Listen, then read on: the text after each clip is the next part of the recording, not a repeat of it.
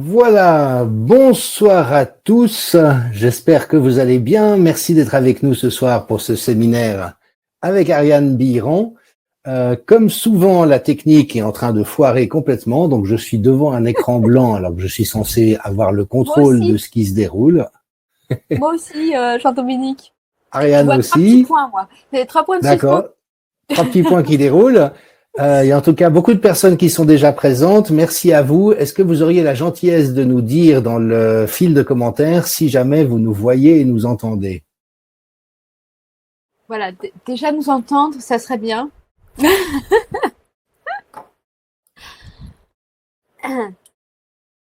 Non, on fera un podcast. On vous Voilà, on voit nous et voit et on on nous s'entend. entend. Bon, bah, c'est génial, Donc, parce que nous, on se voit pas. Enfin, on s'entend. d'accord, bah nous on va faire l'éléphant dans le noir.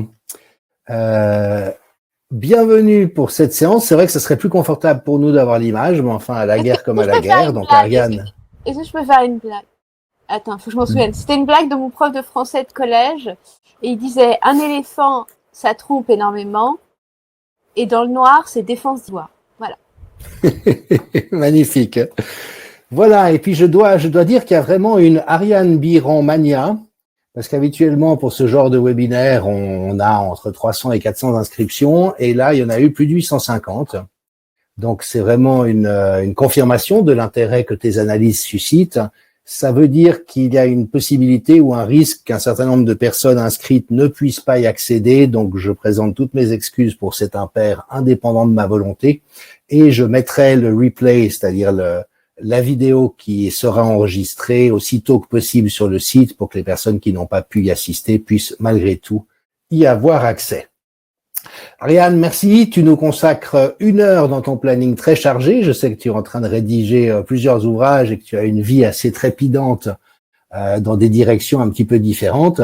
J'aimerais peut-être juste en préambule rappeler que tu es normalienne, c'est-à-dire que tu as fait l'école normale supérieure dont Emmanuel Macron a raté à 2 reprises l'examen d'entrée. Il paraît qu'il en est très vexé. Il est devenu président de la République par dépit. Que tu es spécialiste en philosophie politique et morale, mais tu es aussi psychologue clinicienne, docteur en psychopathologie. Et c'est vrai que tu as pris voix de manière extrêmement importante dans l'espace public.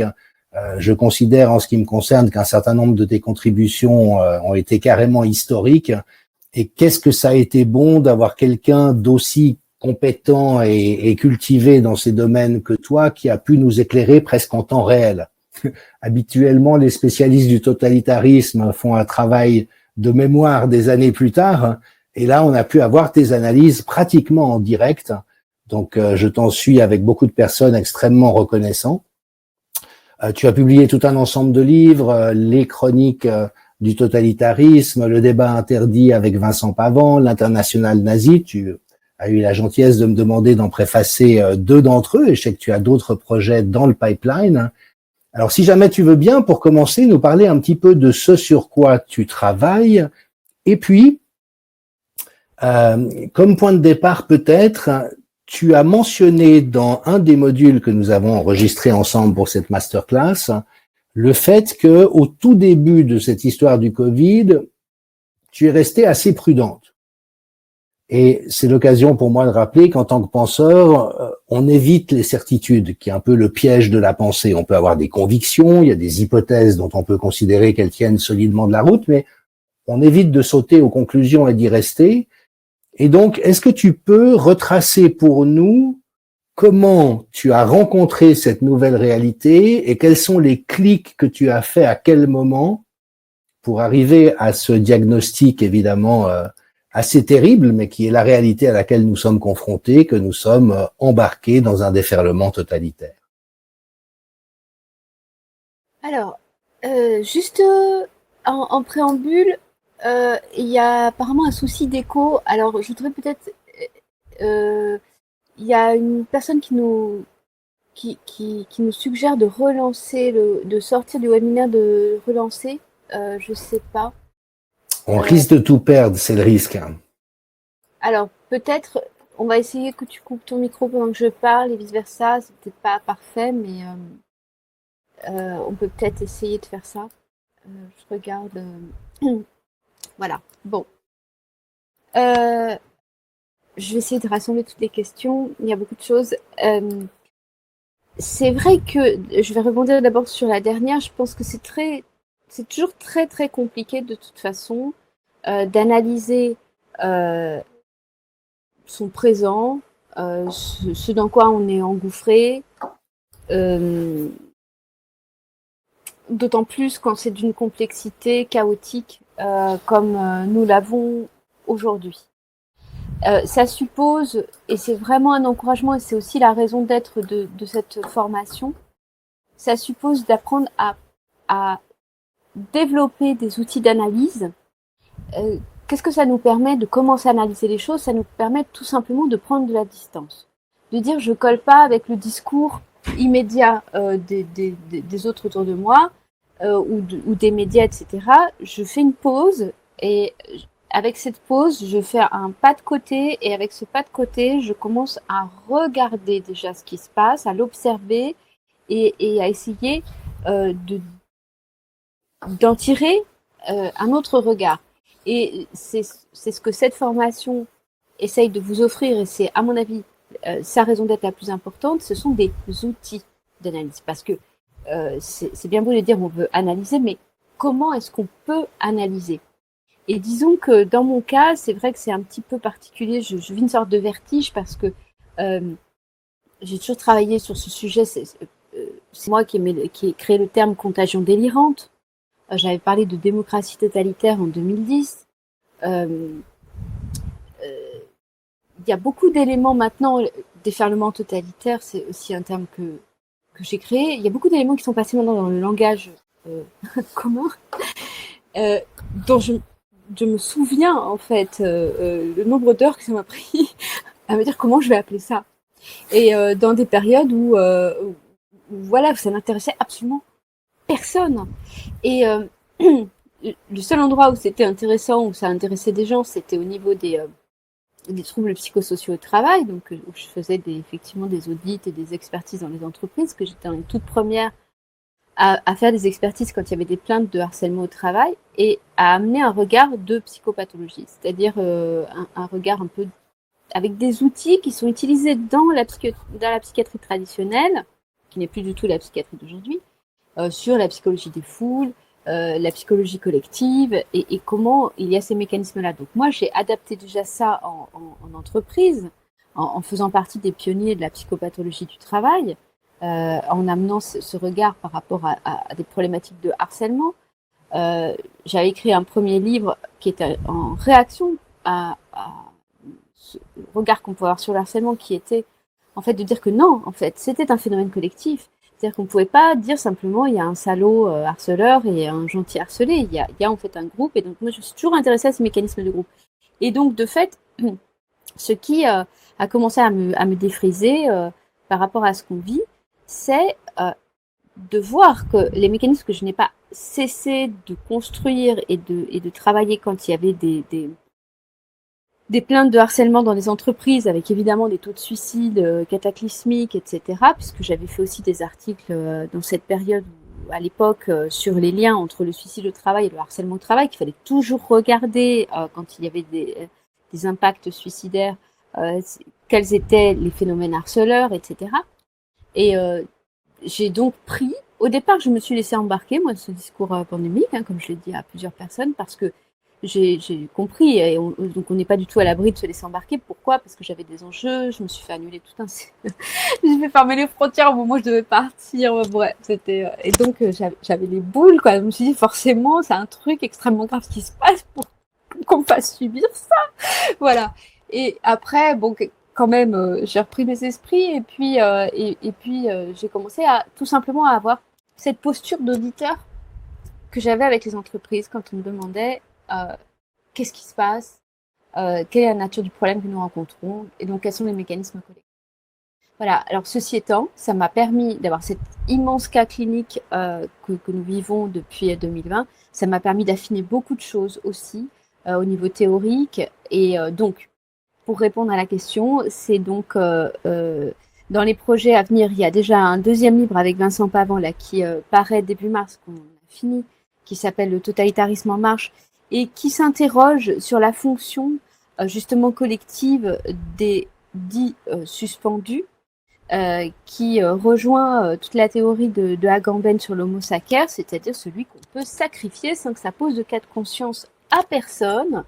Et donc on a vraiment essayé de reprendre toutes les analyses de philosophie politique pour démontrer en quoi finalement à la fois les alertes de Vera Sharap sont tout à fait pertinentes, enfin, et dans quoi il faut traiter ce problème de culpabilité collective, en fait, d'avoir sacrifié des gens en toute, entre guillemets, bonne conscience.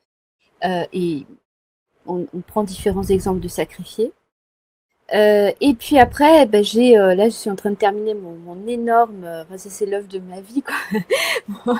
mon énorme livre. Je pense que le titre sera Psychopathologie du totalitarisme. Je dois encore en discuter, mais qui va paraître en septembre, qui va être préfacé par Vera Sharap et par Mathias Desmet, où là, je vais amener effectivement plein d'éléments théoriques que j'ai pas encore déroulés, qui sont le fruit de 30 ans d'investigation, de travail, voilà, et ça me fait bizarre aussi parce qu'en fait je dois reprendre des lectures, parce que alors moi j'ai une petite manie, c'est que quand j'achète un livre, je mets la date d'achat du livre. Donc je vois les dates des livres que je reprends, que j'ai pas rouvertes depuis tout ce temps, mais que je lisais adolescente. Il y a des dates 1997, 1998, 1999, et finalement d'avoir lu ces œuvres-là à l'époque, c'était déjà très très dans le sujet, et de les relire aujourd'hui à la lumière de ce que nous traversons, j'avais besoin d'avoir traversé cette première couche d'apprentissage dans le savoir pour pouvoir maintenant le remalaxer et revoir avec la perspective de ces grands auteurs. Donc c'est vrai que moi on a tous un héritage, hein. Mon héritage à moi, philosophique, psychologique, qui me parle, et ça ne veut pas dire que ça doit parler à tout le monde, encore une fois, c'est simplement des fenêtres par lesquelles on appréhende le monde et ça nous parle plus ou moins, et on les fait évoluer, c'est ça l'intérêt. Et donc je reprends ces auteurs, je vois comment il y aura vraiment des développements tout à fait inédits que j'essaye d'écrire le livre que j'aurais aimé lire. Voilà. Donc c'est un gros enjeu pour moi, même psychologiquement c'est pas très facile. Et voilà, je me mets beaucoup de pression. Voilà. Merci. Alors c'est vrai que moi j'ai eu un petit avantage sur toi quand la pandémie est arrivée, c'est que j'avais les clés de lecture issues de mon travail en santé publique pour évaluer la qualité des réponses. Et donc ce qui m'a vraiment choqué d'emblée, c'est que on laissait de côté tout ce qu'on savait devoir faire et qu'on savait être efficace. À la place, on imposait des choses, mais qui étaient juste délirantes.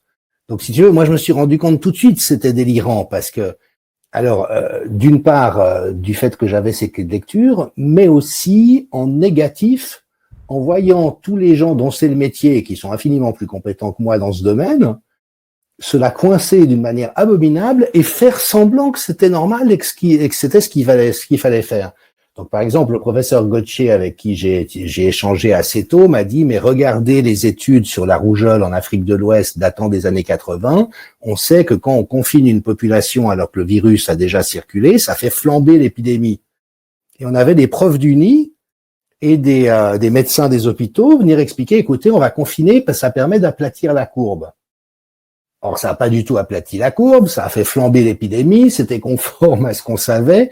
Donc, tu vois, j'ai vu cette propagande totalitaire insensée sur le plan sanitaire, disant il faut absolument que tout le monde obéisse parce que nous savons ce qui est bon et que c'est ce qu'il faut faire, alors que c'était de toute évidence erroné. Mais après, cette colonisation des esprits, alors il y avait effectivement l'hypothèse de la corruption systémique qui est suffisamment probante, c'est-à-dire qu'aujourd'hui, tous les médecins, qu'on le veuille ou non, ferment les yeux sur des manipulations graves. Il y a un exemple qu'on peut donner qui est celui des antidépresseurs. Donc, vous savez que les antidépresseurs de troisième génération, inhibiteurs de recapture de la sérotonine, ont en fait deux effets avérés scientifiquement. C'est que ça fait chuter la libido et ça augmente le risque suicidaire. L'effet sur la dépression, il n'est pas du tout prouvé. Et ça fait des années que les pharma et les médecins ont créé une théorie comme quoi la dépression était le produit d'un manque de sérotonine dans le cerveau, et donc en donnant ces molécules, ça permettait de stabiliser les choses, mais c'est un mensonge depuis toujours. On sait comment les recherches sont truquées, on sait qu'il y a malheureusement beaucoup de suicides de jeunes à qui on a prescrit des antidépresseurs, alors que c'est un facteur aggravant, un facteur de risque aggravant et une omerta de la médecine par rapport à ça. Donc j'ai envie de dire, il y a une compromission, sinon une corruption du système qui était déjà une hypothèse explicative, mais c'est vrai avec un effet de masse beaucoup plus grand que ce dont on a l'habitude. C'est-à-dire que tout d'un coup, il devenait interdit de penser autrement. Et ça, pour tout penseur, pour tout scientifique, mais aussi pour tout citoyen, c'est profondément choquant. Et donc, c'est ça qui m'a donné envie de mieux comprendre, et c'est là où je suis tombé sur tes travaux. Mais tu l'as mentionné aussi en ayant relu très tôt, pendant le premier confinement, je sais pas pourquoi, j'ai ressorti l'archipel du Goulag. Et en voyant quelque chose que beaucoup de participants ont dit avoir ressenti avec ce programme que tu as proposé, ça fait de dire qu'a priori, on se dit, si je commence à lire l'archipel du Goulag, ça, je vais pas passer des moments agréables. Je veux dire, c'est quand même une matière extrêmement douloureuse, c'est difficile. Vous voyez ce que je veux dire? On aborde une œuvre comme celle-là plutôt avec appréhension, mais en fait, il y a tellement d'humanité dans la prose de Solzhenitsyn, il y a tellement d'humour, d'ironie, de finesse, de spiritualité, que même si le sujet en lui-même fait peur ou horrifie en partie, il y a quelque chose qui fait du bien.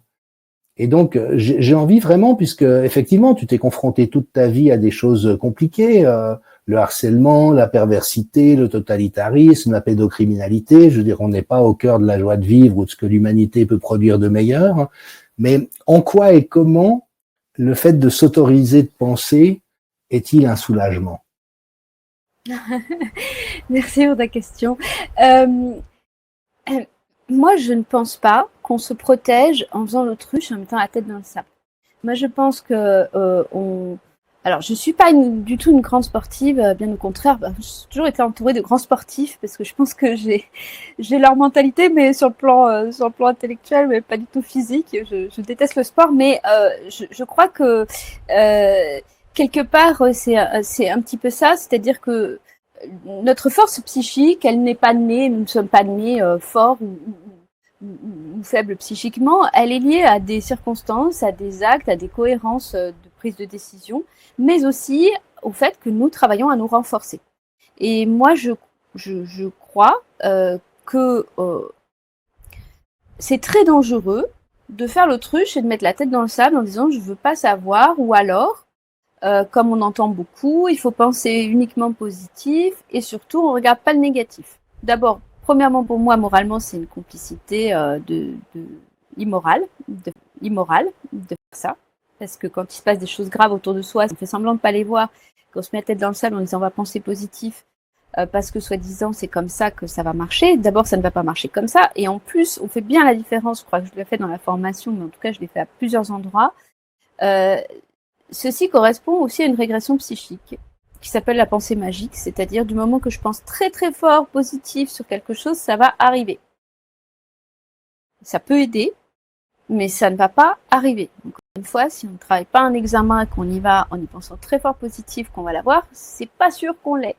Si on ne travaille pas à apprendre à conduire une voiture pour passer son permis de conduire et qu'on pense très fort positif qu'on va passer son permis sans problème, c'est pas sûr non plus qu'on l'ait. Voilà, donc moi je crois qu'on ne peut pas faire l'économie à un moment donné dans un chemin d'apprentissage, d'initiation personnelle aussi, de regarder tout ce noir. C'est vrai que moi je suis plongée assez loin dans les égouts de ce qui peut se passer sur notre chère planète Terre qui est complètement infestée par des parasites du pouvoir, j'ai envie de dire ça comme ça. Je crois que c'est douloureux, c'est pas confortable, mais c'est absolument nécessaire pour savoir comment on doit se positionner en connaissance de cause. Le en connaissance de cause étant aussi, moi je fais partie des personnes en 2020 qui ont dit ça ne va pas s'arrêter maintenant, et je me suis pris plein la figure de dire ça. Je me suis pris plein la figure de dire ça. Déjà, je me suis pris plein la figure de dire que je parlais de totalitarisme, que j'exagérais, que quand même, etc. Et puis ensuite, je me suis pris plein la figure tout simplement annoncer que non, ça n'allait pas se terminer maintenant. Mais ce matin, j'ai quelqu'un qui me demandait mon pronostic. Mon pronostic, c'est une vingtaine d'années minimum. Donc, je vous fais pas un pronostic joyeux. Mais en même temps, si c'est comme ça que ça doit se réaliser, alors, ça c'est juste intuitif, ce pronostic, mais en même temps aussi par la grande expérience des entreprises qui commencent à devenir pathologiques. Et surtout, on voit bien que il y a une méthode de fonctionner en mode dégradé, c'est-à-dire dégrader les conditions de vie dans la population, et tout ceci en fait s'inscrit sur une durée.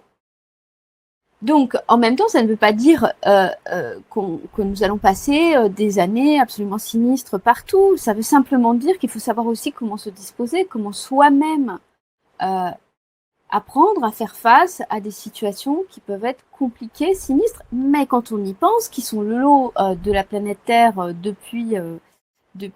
notre histoire de l'humanité depuis si longtemps. Et ce n'est pas parce qu'on a été dans des espaces protégés qu'effectivement on va l'être tout le temps, quoi.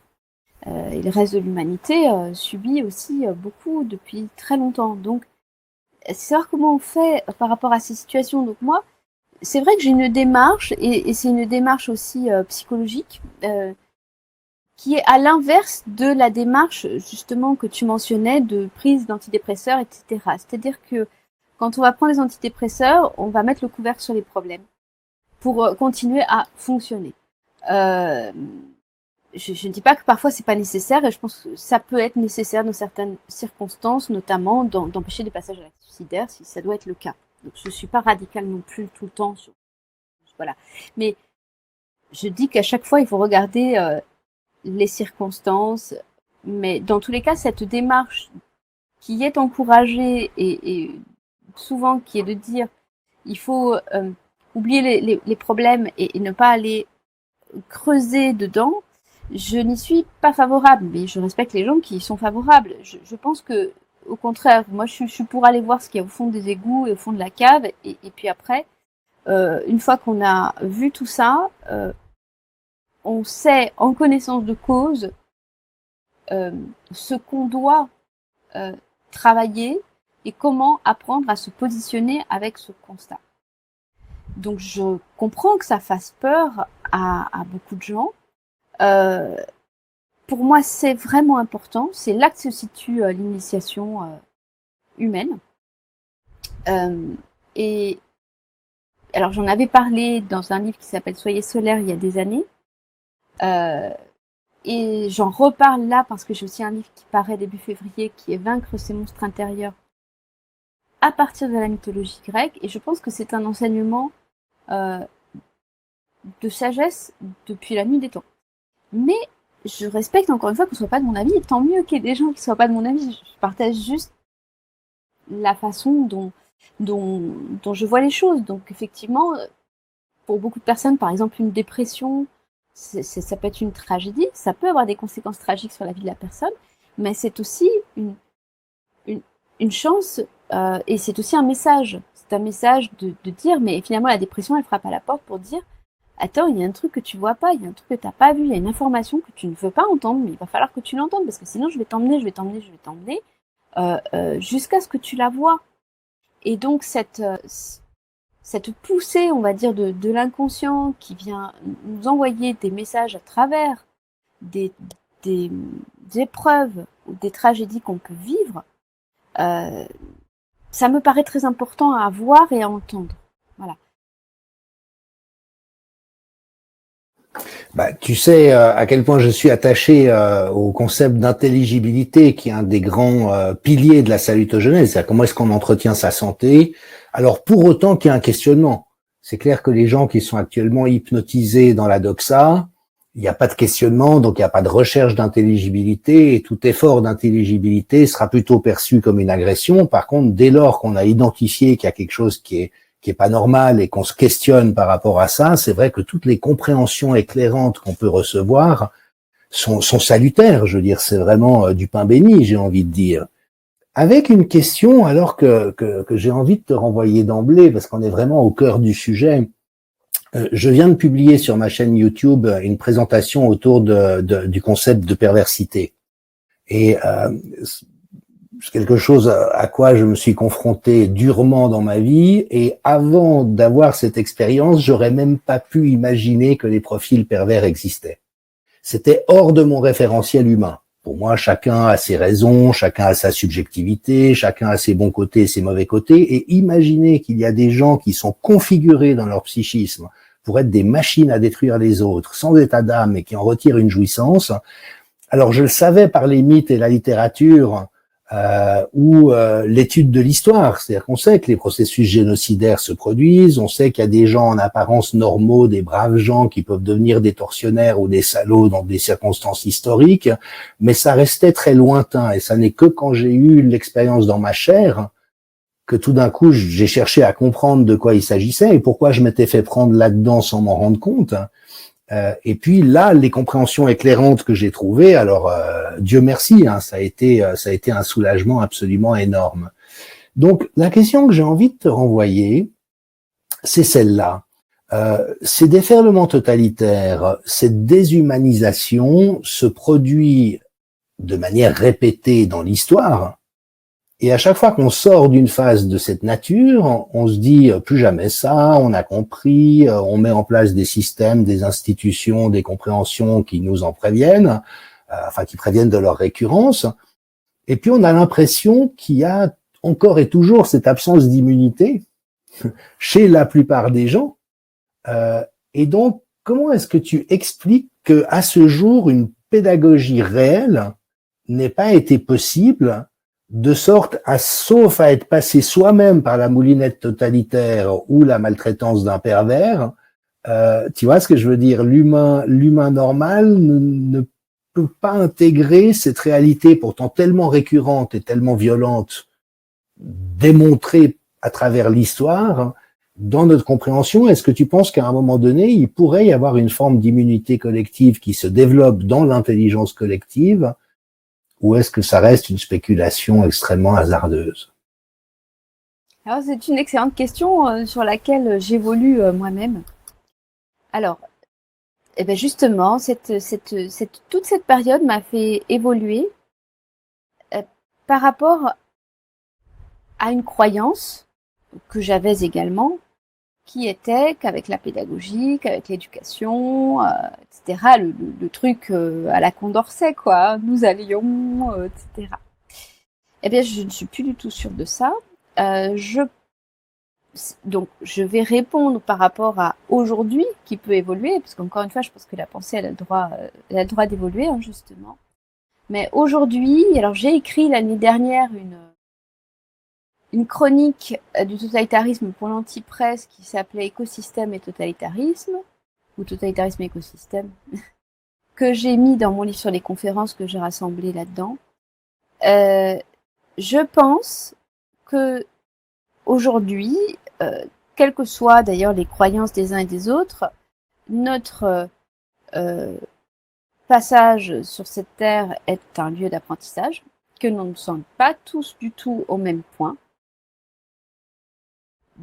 Ce n'était pas une histoire qu'il y en ait qui seraient supérieurs à d'autres, mais simplement il y en a qui, par exemple, savent faire du vélo, et d'autres ne savent pas faire du vélo. Je m'inclus dans la seconde catégorie. Donc, voilà, ça veut dire que si on ne sait pas faire du vélo, à un moment donné, quand on va apprendre à faire du vélo, on va devoir tomber. On va devoir faire l'expérience, et si on dit mais attention, tu vas tomber, on va pas écouter, et puis on va y aller quand même, et on a besoin de faire cette expérience. Et c'est comme ça que je m'explique aujourd'hui le fait qu'une très grande partie de la population ait besoin de faire l'expérience, que, par exemple, nos gouvernants sont des gens tout à fait cyniques, qui ne sont pas bien intentionnés à notre égard, et donc on a beau leur dire mais attention, tu vas tomber, eh bien, ils ne l'écoutent pas.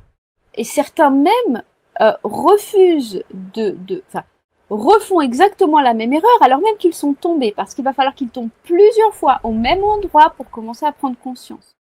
Donc, je dirais que c'est comme aujourd'hui, je le vois comme ça. le moment totalitaire est un apprentissage collectif qui permet un apprentissage individuel, mais pour certains, c'est-à-dire qu'il y a de la casse, etc. Donc effectivement, ça procède par vagues.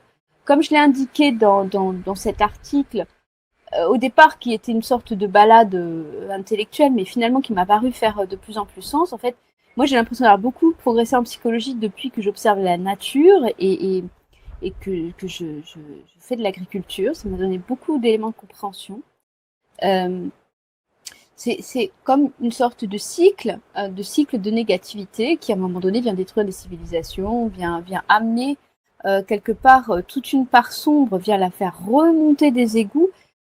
Cette part sombre qui remonte des égouts me paraît faire partie de la nature humaine. Alors, dans le totalitarisme en marche, là, le livre avec Vincent qui paraît début mars, j'ai proposé un modèle théorique que je déploie aussi dans cette formation initiation, qui est l'échelle du développement psychique. C'est-à-dire que c'est comme une échelle avec des barreaux que nous montons pour être de plus en plus construits et civilisés, mais de laquelle nous pouvons également dégringoler. Et finalement, nous avons toutes ces parts en nous, et notre libre arbitre consiste à savoir comment nous allons nous équilibrer, nous construire avec tous ces éléments et ces prises de conscience. Et donc, dans le moment totalitaire, c'est comme une sorte de dégringolade des barreaux de l'échelle, ce que j'ai appelé le collectif régressé, la régression psychique, tout ça sont des notions que j'ai créées, pour montrer qu'en fait, on peut on a tous la potentialité de devenir fou, on a tous en nous la potentialité de devenir pervers, parce que ce serait comme une sorte de laisser-aller à la dégringolade des barreaux de l'échelle. Et finalement, quels sont les garde-fous, quels sont les anticorps que nous pouvons développer par rapport à ça? C'est là que doit se situer notre questionnement, et on apporte aussi des réponses, bien sûr, dans cette masterclass par rapport à ça. Mais je dirais que donc, si on regarde cette perspective-là, la pédagogie, l'éducation, la connaissance, eh bien, sert à ceux qui en sont là sur leur chemin de compréhension. Et ça ne sert pas à d'autres qui ne veulent rien en savoir parce qu'ils ils ont toujours pas appris que quand on fait pas attention, qu'on ne regarde pas devant soi en faisant du vélo, on risque de tomber. Donc, ils ont déjà besoin de faire cet apprentissage avant de passer à une autre étape. Donc, je le vois un petit peu comme ça. C'est pour ça que moi, aujourd'hui, je ne me préoccupe plus de savoir si une grande quantité de personnes va se réveiller ou pas, parce que je pense, et je l'ai déjà dit plusieurs fois, que cette quantité de personnes se réveillera au fur et à mesure de ses apprentissages dans la réalité de l'expérience de la souffrance qu'elle va faire. Et malheureusement, je me rappelle une dissertation de philo qui m'avait hantée en Cagne, qui était « La souffrance a-t-elle un sens ?» Malheureusement, je pense que oui, elle a ce sens-là, et que nos épreuves d'initiation passent par des épreuves de souffrance. Et j'ai du mal à voir des contre-exemples aujourd'hui. Voilà. Donc, quelque part, moi, en tout cas, mon travail, je suis pas préoccupée par vouloir absolument qu'une très grande quantité de personnes, etc. Bien sûr que ça me fait plaisir qu'ils soient reconnus, que tous ces efforts et tout ça me permettent de transmettre. Mais disons que moi, surtout, j'essaye de m'adresser à des personnes qui ont besoin que je leur transmette des outils que moi-même, en fait, j'ai fini par trouver et qui pourront leur être pertinents, enfin, les aider à un moment donné, là où j'en suis, sachant que je me laisse aussi la possibilité de faire évoluer tout ça. Voilà. Merci. Alors, c'est vrai qu'il y a celles et ceux qui ont eu la possibilité de prendre conscience de la normalité de ce qui se déroulait et même de sa monstruosité. Maintenant, il y a beaucoup de gens qui sont pris dans le système et qui, confrontés au monstrueux, entrent dans des états de sidération ou des processus de clivage interne pour ne pas mesurer la réalité de ce à quoi ils participent. Et c'est vrai qu'il y a une question récurrente que j'entends souvent, que je me pose aussi, donc je profite que tu sois avec nous pour te la poser. Comment se produit le débriefing d'une personne qui, par exemple, était cadre dans un système hospitalier, a décidé de suspendre les gens qui refusaient l'injection génique, qui trouvaient ça normal, qui invoquaient des prétextes éthiques ou médicaux totalement foireux pour se donner une contenance, pour aussi ne pas percuter ce à quoi ils participent. Moi, j'ai l'impression, si on prend alors par exemple des exemples historiques, mais que l'immense majorité des Allemands qui avaient participé, de gré ou de force, à l'endoctrinement nazi, j'imagine qu'une grande partie d'entre eux, au fond, n'a pas été jusqu'à percuter. Tu vois ce que je veux dire ? Le contexte était comme ça, maintenant il est comme ça. Il y a quand même eu une culpabilité allemande après-guerre qui était très forte. Quand on allait en Allemagne, on sentait le poids d'un remords collectif. Maintenant, ils sont prêts à renvoyer des chars en Ukraine pour tuer des Russes. Donc, on se dit que les choses ne durent qu'un temps. C'est pas une analyse géopolitique de la situation là-bas, mais je veux dire que dans l'après-guerre, les Allemands semblaient devoir être pacifistes à vie et s'abstenir de toute implication dans aucun conflit. Et on voit que maintenant, assez rapidement, ils sont de nouveau dans cette idée, finalement, qu'ils peuvent librement y participer et que leur puissance économique leur donne même peut-être une responsabilité. Donc, comment est-ce que tu décrirais cet après de l'emprise ? Alors, moi, quand je l'ai vécu dans ma vie personnelle, ça a été un tel soulagement de découvrir que j'avais été sous emprise, mais aussi parce que ça m'avait conduit pas très loin d'une casse majeure, notamment par des problèmes de santé où j'avais failli laisser ma peau. J'arrivais pas à conscientiser ce qui m'arrivait, donc je somatisais. Mais un échelon collectif, j'ai envie de dire. Comment est-ce que tu vois si tant est que la notion de psychisme collectif existe, quels seraient les enjeux de cet après ? Moi, je suis toujours assez tenté par le modèle sud-africain, la commission Vérité et Réconciliation, c'est-à-dire qu'on peut pas condamner tout le monde, donc on condamne ceux qui ont eu des responsabilités très graves, puis ceux qui ont participé, en échange du fait que les choses soient dites et reconnues, on essaye de trouver le chemin d'une réconciliation, mais ça pose toutes sortes d'enjeux de tous ordres et auxquels je sais que tu as beaucoup réfléchi et que tu continues de le faire. Oui, c'est vraiment une question fondamentale et très compliquée. C'est-à-dire que d'un premier côté, on ne peut pas refaire société si on n'a pas remis ensemble les bases du droit.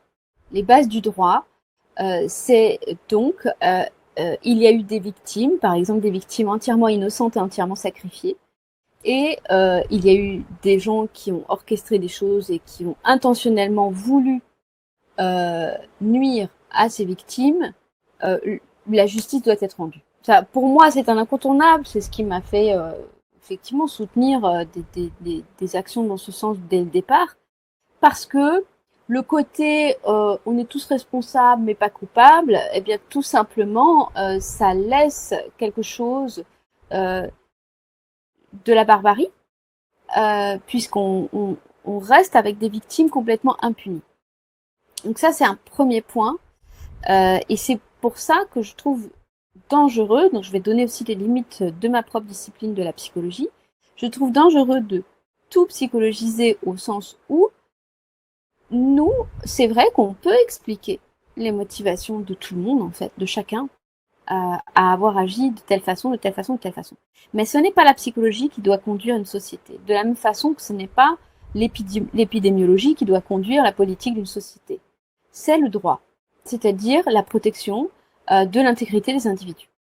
Et c'est ce que dit Agamben d'ailleurs, c'est-à-dire qu'avec le totalitarisme, on passe dans un état de non-droit. D'état d'exception, il n'y a plus de droit, le droit est suspendu. Donc, ce qui doit conduire une société, c'est remettre les bases du droit et effectivement avoir que cette justice soit faite. Notre problématique, c'est que la justice n'est jamais faite. Donc, il y a déjà les semences de la barbarie en germe, et on a beaucoup regardé ça avec Kerry de Dondébamos, du site Dondébamos, qui a fait une excellente saga sur le recyclage des nazis de l'après-guerre. C'est que la problématique, c'est que les gens intègres et dévoués ne sont pas ceux qui désirent le pouvoir, ils ne le prendront pas non plus quand les choses vont se renverser.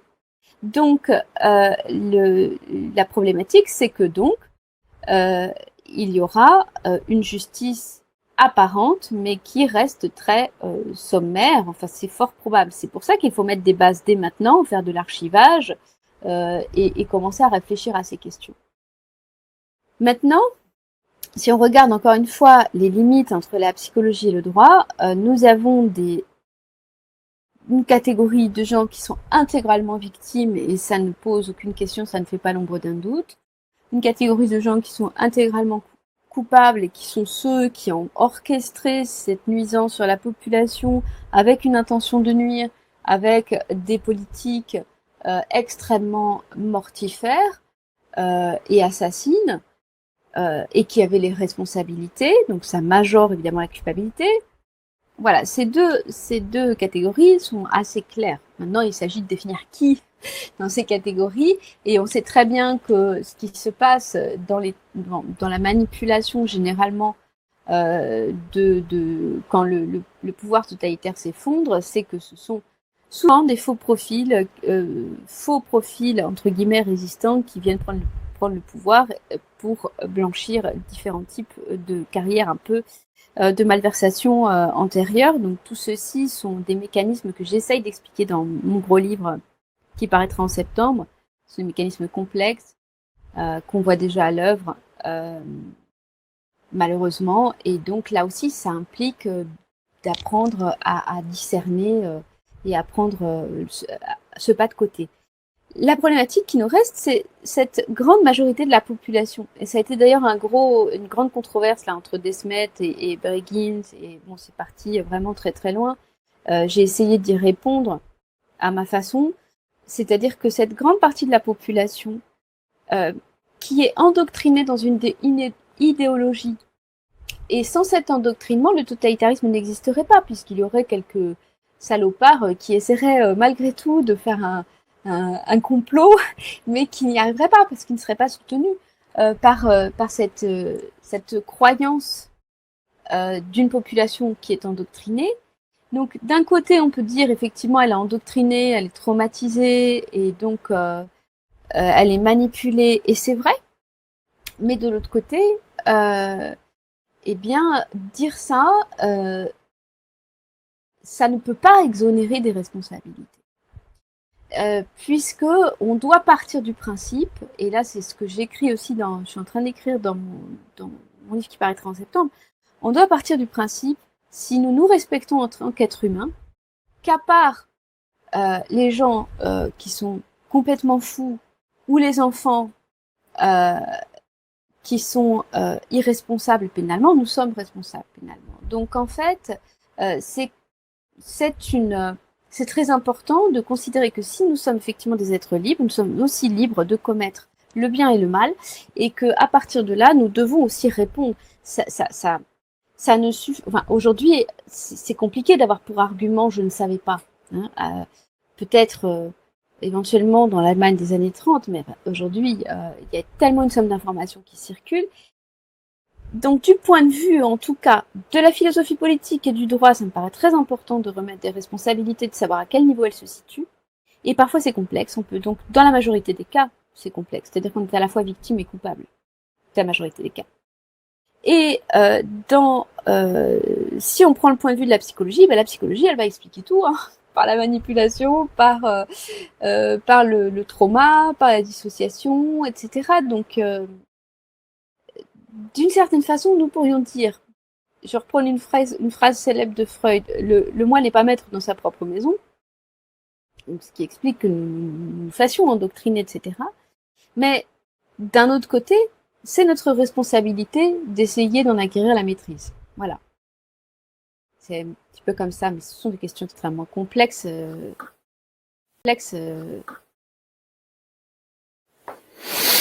Merci. Il y a une question que ça suscite presque instantanément, et je sais qu'il y a différents auteurs qui se sont exprimés là-dessus, mais y a-t-il finalement un goût de l'espèce, alors dans le sens collectif, dans le sens de masse, pour la soumission?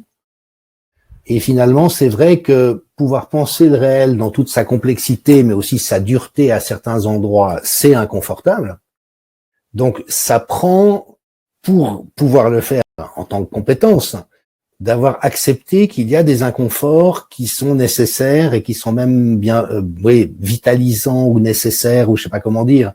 Moi, j'ai redécouvert ça, j'ai partagé plusieurs fois cette anecdote, donc je m'excuse pour ceux qui vont trouver que je radote, mais quand j'ai expérimenté avec la nage en eau froide, c'est-à-dire qu'on plonge son organisme dans une eau à 4 ou 6 degrés, évidemment que c'est une situation de survie, donc a priori on a tous envie de tout vivre sauf ça, mais si on le fait en conscience, en comprenant que ça va avoir un certain effet sur le corps et le psychisme, et que si on l'apprivoise et qu'on se construit dans cette aptitude, on va en retirer tout un ensemble de bienfaits, ça permet d'être dans quelque chose qu'on voudrait tous éviter, avec de la sérénité et en retirant un bénéfice. Alors c'est un exemple peut-être un peu extrême, mais Camus et bien d'autres ont souligné à quel point l'exercice de l'individuation, le fait d'oser penser pas juste comme partager les mêmes idées avec les gens autour de soi, de sorte à être assuré dans notre appartenance, implique une certaine dose d'inconfort. Donc comment est-ce que tu perçois cette question de cette contradiction dans l'espèce humaine entre le confort du conformisme et puis l'appel à l'individuation et à la singularité? Oui, je pense que c'est encore une fois, je le vois aujourd'hui comme des étapes d'apprentissage. C'est-à-dire que le conformisme ou la réassurance du groupe, c'est valable jusqu'à temps d'être désigné bouc émissaire du groupe. Et je pense qu'aujourd'hui, beaucoup, par exemple, de soignants suspendus n'auraient pas du tout le même discours sur le collectif de travail que peut-être il y a 10 ans sur ce même collectif de travail, avec des collègues avec lesquels ils s'entendaient sans doute très bien d'ailleurs.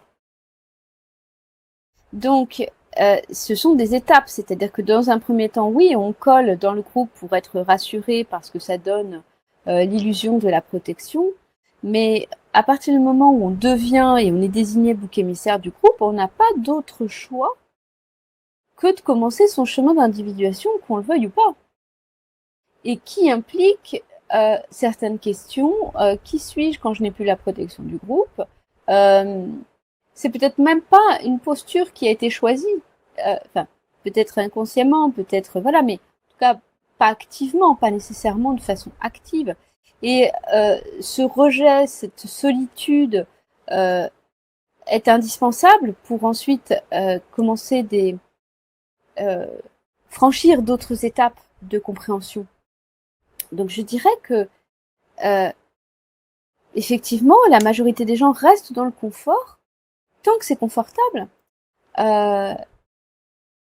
Mais ça risque peut-être pas de rester confortable éternellement, et c'est la raison pour laquelle d'ailleurs le totalitarisme finit toujours par s'autodétruire. C'est parce qu'au bout d'un moment, il a tellement persécuté de monde dans la population d'une façon ou d'une autre, et ça a eu tellement d'impact sur les gens que au bout d'un moment, on s'est quand même rendu compte soi-même, même si on avait l'illusion d'être très confortable dans le groupe majoritaire, et bien au bout d'un moment, on ne l'est plus du tout, et donc ça finit par fissurer cette espèce de soutien. Enfin, j'ai l'image d'une espèce de montgolfière, quoi, cette espèce de truc de vent qui soutient, qui repose que sur du vent, en fait. Hein. Le ciel totalitaire, bah, au bout d'un moment, il commence à y avoir des trous et des trous et des trous, et puis ça finit par s'effondrer. Parce que la réalité, la souffrance et la douleur dans la réalité sont venues briser cette illusion de collage, cette illusion que le conformisme protège. On a l'illusion que le conformisme protège, encore une fois, tant qu'on n'a pas fait l'épreuve d'être le désigné bouc émissaire dans un groupe. Enfin, il me semble. Merci, le temps passe malheureusement, c'est toujours tellement délicieux d'échanger avec toi et d'entendre tes éclairages. Voilà, on se connaît un peu à force, et c'est vrai qu'une chose que j'admire et que j'apprécie énormément chez toi, c'est cette compétence à être en contact avec ce qui est douloureux et horrifiant. Et je sais que ça te touche, voilà, par moments. Moi aussi, ça m'est arrivé d'être bouleversé, d'être éprouvé, d'être éreinté, mais je n'ai jamais senti que ça touchait le cœur sacré de mon être. au contraire, que ça venait presque le vivifier dans la motivation à rester actif sans grandiloquence, sans illusion il tenait à nous de changer l'ordre des choses, mais de dire je fais ma part du colibri, je continue à rester en mouvement, je cultive cette tendresse. Et c'est vrai qu'autant tu peux être grave, sérieuse et endolorie par moment, autant tu es quelqu'un d'extraordinairement joyeux au quotidien. Quand on se voit, on rigole beaucoup et on rigole beaucoup avec d'autres. Ça fait aussi partie de la formation, ce volet, hein, comment est-ce qu'on entretient sa santé, comment est-ce qu'on reste solaire dans autant d'obscurité. Et comment est-ce que tu vois ça? C'est quoi cette... alors moi, je vois aussi que beaucoup de peuples dont les circonstances matérielles ou même la violence à laquelle ils sont confrontés est importante et nous ferait peur en tant qu'occidentaux, parviennent souvent à garder des ressources de joie, de solidarité, d'émerveillement, de simplicité, qui contrastent parfois un peu avec la morosité des sociétés développées. Comment est-ce que tu définirais ce cœur vibrant et vivant de l'être qui nous permet de continuer à trouver la vie passionnante malgré toutes les choses compliquées, voire douloureuses qu'on y trouve?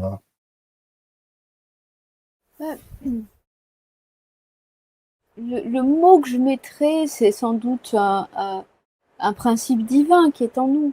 Voilà. Après, qu'on doit vraiment cultiver, et d'ailleurs qu'il ne disparaît jamais de nous. C'est juste nous qui pouvons nous donner l'illusion que ça a disparu. Donc ça, c'est important. Après, moi, c'est vrai que tous les jours, je cultive la conscience que je peux mourir à n'importe quel moment.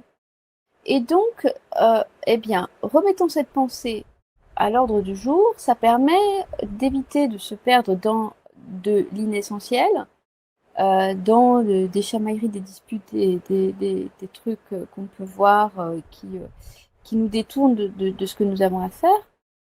Et donc, à partir de là, qu'est-ce que je fais d'important dans ma journée?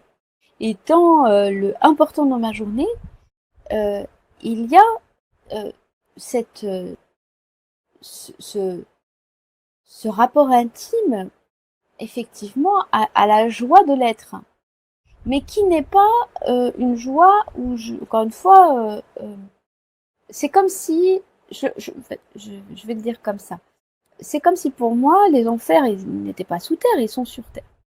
Et donc, s'ils sont sur terre, malgré tout, c'est comme si nous étions plongés en enfer, mais, on fait comme Dante dans la Divine Comédie, on essaye de trouver des chemins, parce que ce n'est pas parce que nous sommes en enfer que nous sommes identiques à ce que nous percevons autour de nous. Et donc, comment nous faisons pour retrouver des chemins qui nous rappellent qu'effectivement, à la fois nous sommes en enfer, mais nous ne sommes pas... nous sommes des êtres divins, je veux dire comme ça. Voilà. Merci, je précise comme toujours, parce que c'est un de ma dada la spiritualité, que cette foi dans le sacré ne dépend pas d'une dénomination ou d'un système de croyance en particulier. Il y a des spiritualités laïques ou athées qui sont parfois tout aussi intenses et incandescentes que certains dogmes ou certaines religions. J'ai beaucoup vu ça dans le mouvement ouvrier, hein, ayant beaucoup fréquenté les cantines ouvrières, la solidarité ouvrière. Voilà, c'était pas théiste, mais il y avait cette étincelle, il y avait cet émerveillement devant chaque personne. Ce que tu dis évidemment m'a rappelé cette parole de Saint Augustin qui disait tard je t'ai aimé, beauté ancienne et si nouvelle, tard je t'ai aimé. Tu étais au-dedans de moi et moi j'étais au dehors. Et c'est là que je t'ai cherché. Voilà, donc je crois qu'effectivement, nous qui sommes dans cette possibilité de poser un regard sur ce qui se passe, un regard d'humanité, donc à la fois sensible mais aussi serein et aussi capable de s'élever, je crois que c'est une forme de grâce, on peut l'appeler de différentes manières, mais en tout cas c'est une chance, on va le dire comme ça en langage profane, que d'avoir cette possibilité. Et puis, encore une fois, tellement merci Ariane pour tout ce que tu nous donnes, pour tous les éclairages, et aussi c'est évident que une capacité de partager et de donner comme c'est la tienne aujourd'hui est forcément le fruit d'un long parcours et que les choses ne se vendange pas toujours dans la facilité. Donc voilà, je trouve très très beau aussi cette manière qu'on a de mettre en commun des compréhensions, des sensibilités, des perceptions, des envies, des appels, des confiances, mais aussi voilà, dans l'humilité, la réalité de qui nous sommes, cette authenticité, voilà, pour le dire comme ça.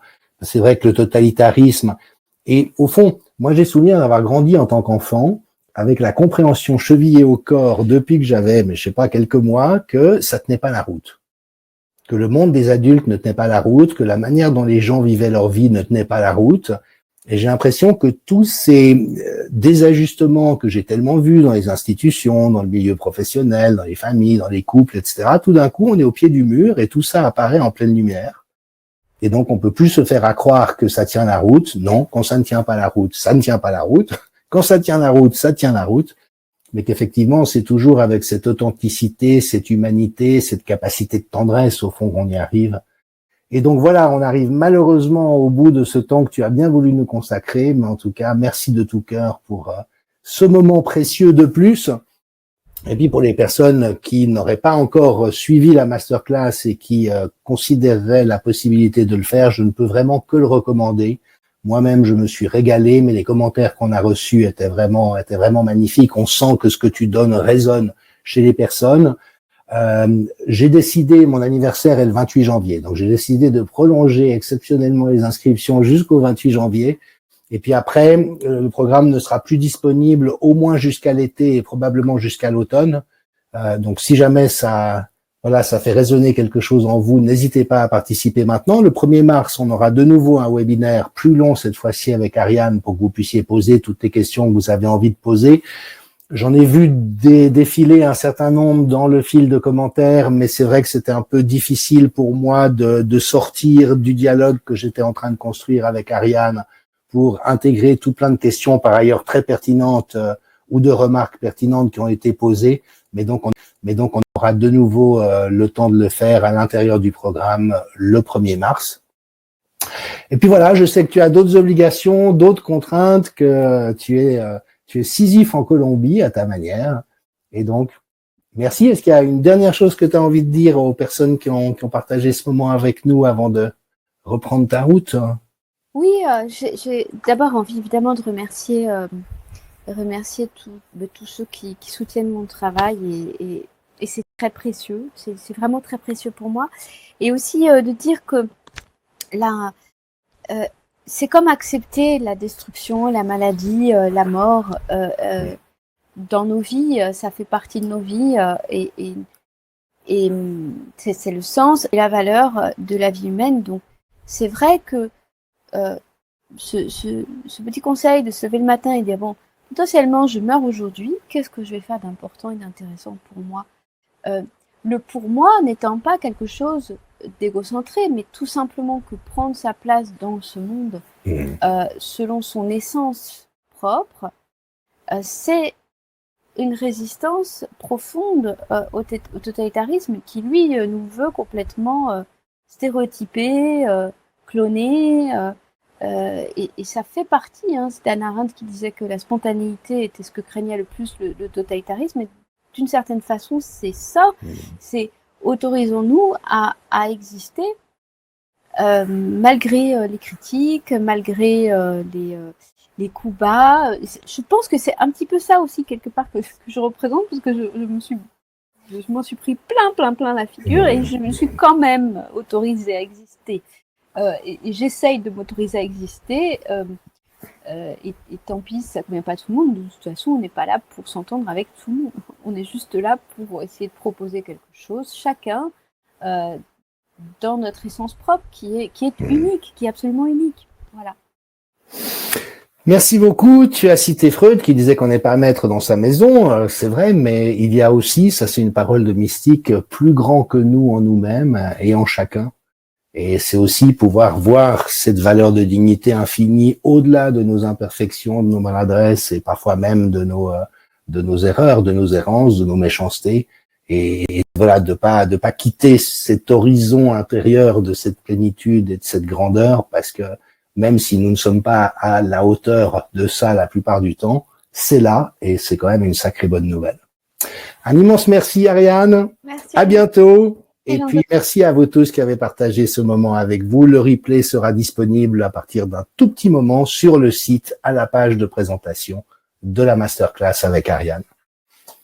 À bientôt, bonne fin de journée. À bientôt.